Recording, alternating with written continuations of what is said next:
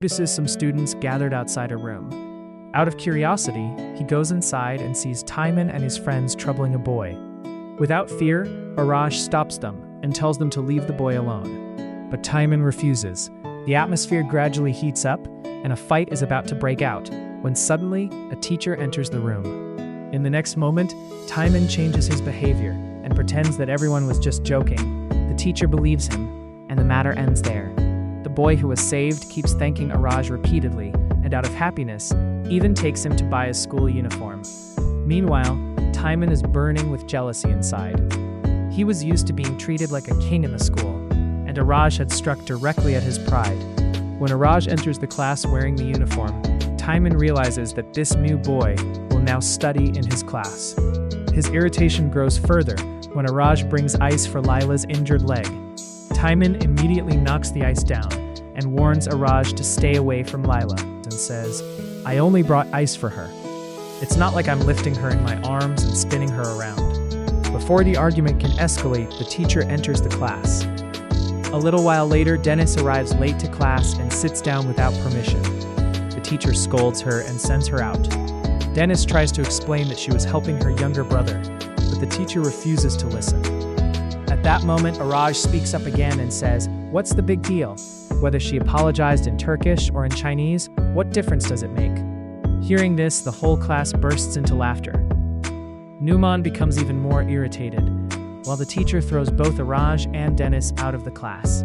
Outside, thanks Araj, but Araj laughs and says there's no need for that.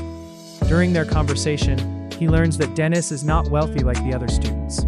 She is only studying in this school because her mother works for the family that owns it, the same family that Numan belongs to.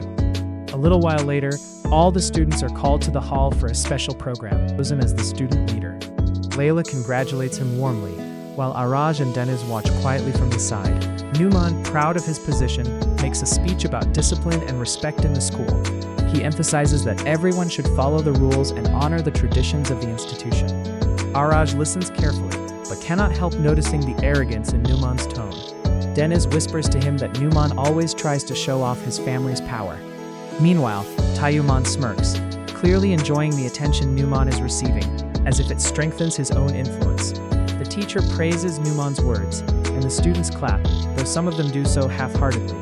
Later, outside the hall, Laila thanks Araj again for helping her earlier with the ice, but Tyuman interrupts, warning Araj once more to stay away from her.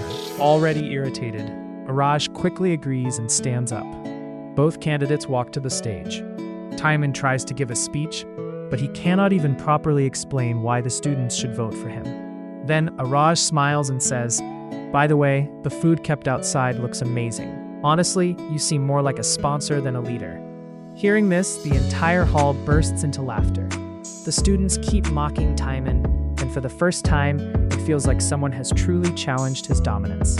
Until now, no one in the school had dared to stand against him.